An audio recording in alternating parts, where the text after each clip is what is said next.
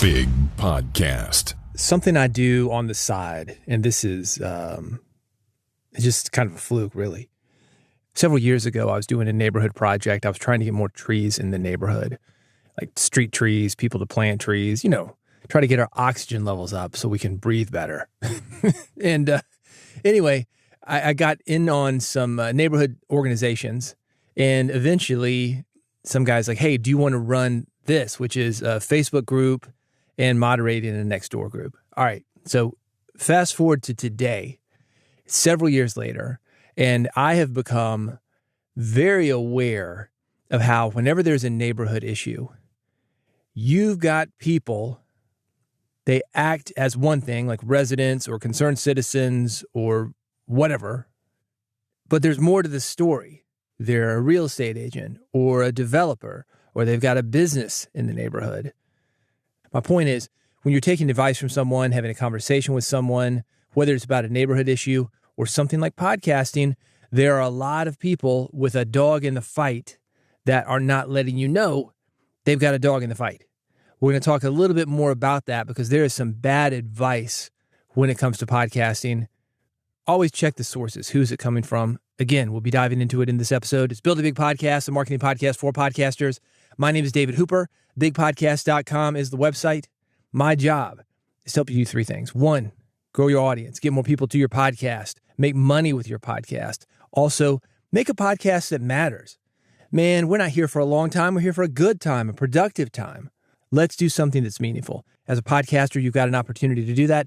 That is what this podcast is about, and that's what I do at BigPodcast.com. This episode is the audio edition of my weekly newsletter. It's called Big Podcast Insider. You can find it at newsletter.bigpodcast.com. This is issue number 239. This is what I'm talking about. Audio versus video. How to read more books. A lesson for podcasters. Betty White versus Bea Arthur. A lesson for podcasters. You know Betty White and Bea Arthur, the Golden Girls? I got some secrets. If you want to be president, how often should you publish your podcast? What do you think of my podcast? This episode of Build a Big Podcast is brought to you by Riverside.fm, a virtual studio that makes recording and editing of the highest quality possible accessible to anyone. You're going to look and sound your best. That's because Riverside records you, your guest, your co-host, anybody who's on your podcast locally. That means you're going to bypass poor or unstable internet connections, and you're going to get studio quality audio and video. One of the things I like about Riverside, maybe the best thing, is it's going to let you record your podcast, edit your podcast, do all the production, but it also helps you market your podcast. They've got something called AI Magic Clips. It goes through your long-form audio, finds the most interesting parts of that podcast, chops it up in social media posts, quotes, things that you can use to go out, market your podcast, bring people to that long-form podcast. Everything you need to record, edit, and market your podcast is at Riverside.fm. I want you to try it for free. This is the deal. You go there right now. Riverside.fm. They're going to give you a couple of hours. Check it out. Kick the tires. Look under the hood. Do an interview. Do an episode. Do a couple of interviews. A couple of episodes. You're going to have enough time to see if you like it. Use all the features, the AI magic clips, the editing, the local recording. If you do want to stick around, I've got a discount code for you. It's 15% off. Big Podcast. BIGPODCAST. That's Riverside.fm. Go there right now. Get the free account. Kick the tires. See how you like it. If you do, 15% off with the discount code Big Podcast. BIGPODCAST. All right, let's do this. I'm going from thing to thing to thing, all of them about podcasting. It can get a little bit confusing, so when I go from one thing to the next thing, you hear this. That's how you know. If you want more information, if you want links to the videos that I'm talking about, the audio, the photos. If you want to just see my written word, you can go to newsletter.bigpodcast.com, issue number 239. Ready? Audio versus video. This is what I'm talking about when I talk about a dog in the fight. And there's a big discussion going on right now in podcasting. Is video better? Is audio dead? A well-known podcasting expert, he recently moved to YouTube. And by that, I mean focusing just on YouTube. And he said this, he said, the growth of audio podcasting has peaked. That is not true. This guy's trying to sell you YouTube stuff. Of course he's going to say that. Is YouTube an opportunity? Yes, absolutely. But There are millions of people who either prefer audio-first content or in daily situations, such as driving a car, where audio-only content is the only entertainment option. And there's plenty of growth available to you. It doesn't matter if, in general, audio-first podcasting is not growing. You know what else isn't growing? LASIK. You know what else isn't growing? Disposable diapers. In general, everybody who needs vision correction, they have already done LASIK. In general, everybody who wants to move from cloth diapers to disposable diapers, they have done so. There are still people who want vision correction. There are still nearsighted people, people with astigmatism, whatever, that want laser vision correction. And it doesn't mean that there are not babies being born with parents and caretakers who want the convenience of a disposable diaper. No, it's not growing like it did in the beginning when everybody was using cloth diapers and everybody and their brother had been waiting years and years and years for vision correction and it wasn't available, then it was. But that does not mean that there are not still a lot of people who have not taken the plunge. And the same is true for audio-first podcasting and audio-only podcasting. There are plenty of people in your market, people who are interested about what you are podcasting about, that are not aware of your podcast. Just because the general market is not growing does not mean that you cannot grow your podcast. So again, look who's telling you this. Most of the time, it's somebody who's selling you YouTube stuff or YouTube themselves. Oh, video is growing. Video is the way to do it. Yeah, you own YouTube, man. You're a video company. Of course you're going to say that. If you like audio-first podcasting, you're not the only one. If you want to keep producing audio-first podcast, there are people that want that content. By the way, speaking of a dog in a fight, if you want help making the most of your audio-first content, yeah, I can do it. Big Podcast Amp, let's talk about it. If you like this newsletter, you're going to love Big Podcast Amp. It's the audio monetization program. It is you working with me one-on-one and in a group. It's a personal coaching program. It's going to help you do three things. 1, grow your podcast audience. 2, get people talking about your podcast. And 3, make more money through podcast and your podcasting skills. You can get all the details at bigpodcast.com/amp. That's bigpodcast.com/AMP. Want to read more books? A lesson for podcasters. I've got a video. It is about how to read more books. You can find it, newsletter.bigpodcast.com, issue 239. I want you to think about this.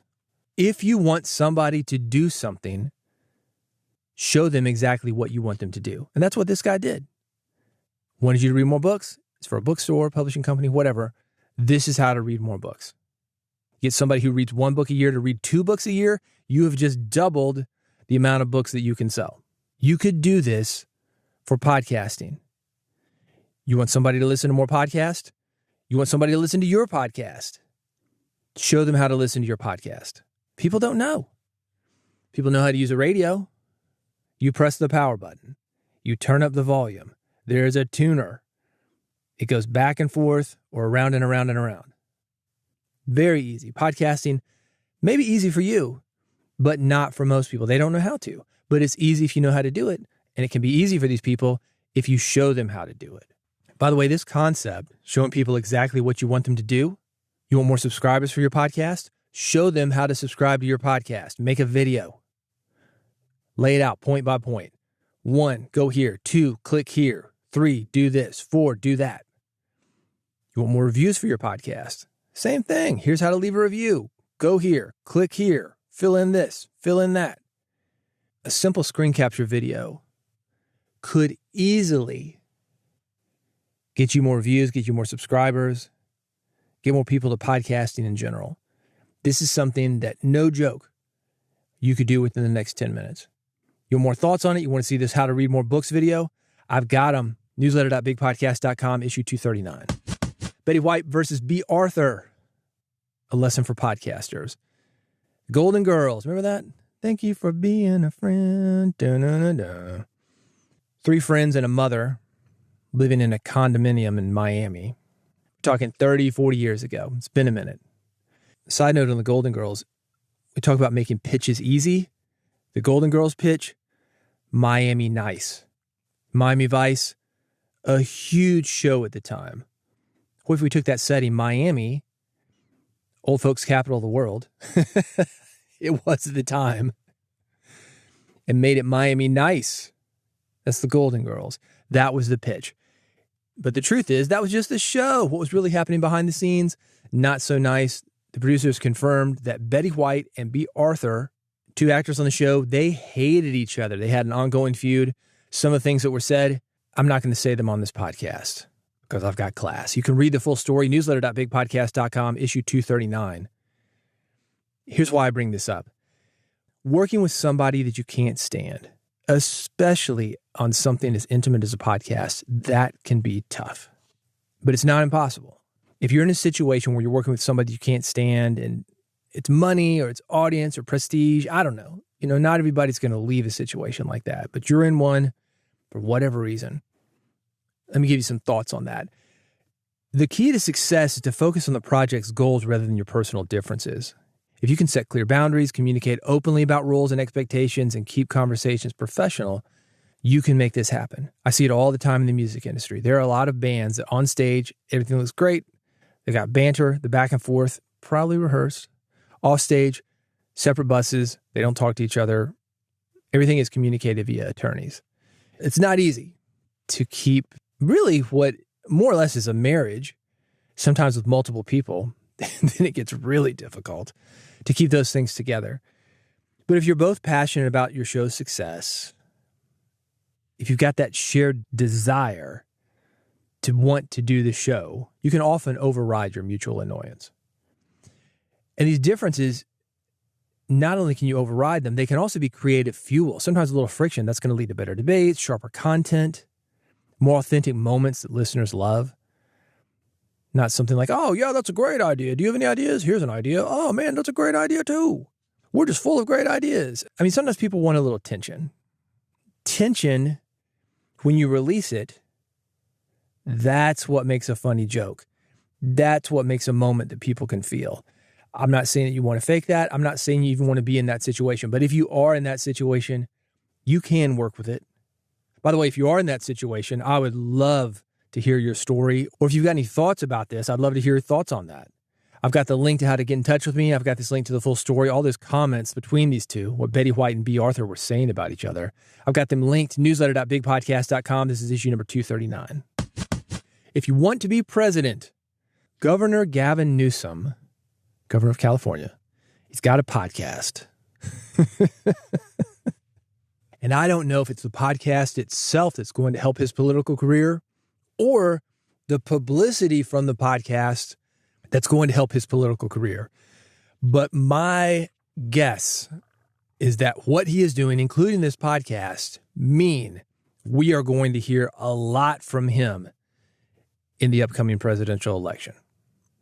I think he's going to go for it. I think he's got an opportunity to do it. The first clip they released, for example, that was one with Newsom introducing Charlie Kirk. These two opposite ends of the political spectrum, sort of like that last article that I talked about, what happens when you've got tension. These guys would have it, but this is also what can happen when you make that tension work for you.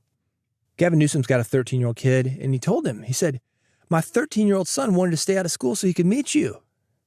And this was the response from Kirk. He said, you canceled school for like 2 years. What's one more day? Do I need to explain that? 2020, COVID hit, schools were canceled. A lot of people on the right, by God, get those kids in school. We need them in school. The more liberal, left-leaning folks, no, we've got to figure this out. We don't want these kids getting sick. It's a funny soundbite. Here's my question. Will yet another Talking Head podcast with two middle-aged white guys sharing their feelings have staying power? I don't know. But it is a publicity opportunity. These moments of tension like I'm talking about, these sound bites, the stuff that's available to you on your podcast, that can be bigger than the podcast itself. So we'll see on this one. But still, a podcast is a great way to get your message out without the traditional big media filter. You don't have to run it up the flagpole. You don't have to go to editing. You don't have to even wait for it to get out to the world. You can hit publish, boom, it's done. It might be the thing that's going to keep Gavin Newsom in front of people. So if you want to be president, maybe you just want to make a living or spread a message. Podcasting, it's a good option. You want more thoughts on this?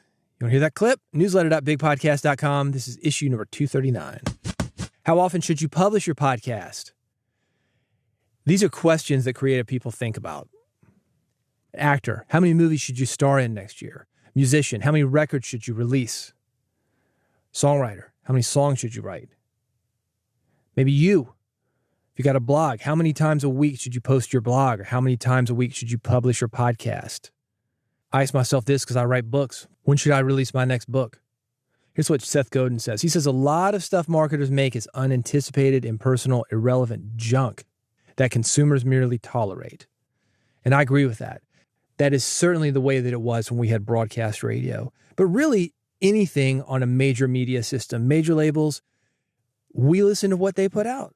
These days, just like podcasting, musicians, they can put out whatever they want. They can do it as often as they want to. It's an interesting discussion because we are right in the middle of it. We still have this major label system, major media system, still cranking out hits, still cranking out big, big media with big, big reach. And an example of this, you think about Fox News, it's in millions and millions of homes. A host, maybe Bill O'Reilly, gets sued for sexual harassment. They settle with somebody, boop, kick him off, put somebody else in, Tucker Carlson.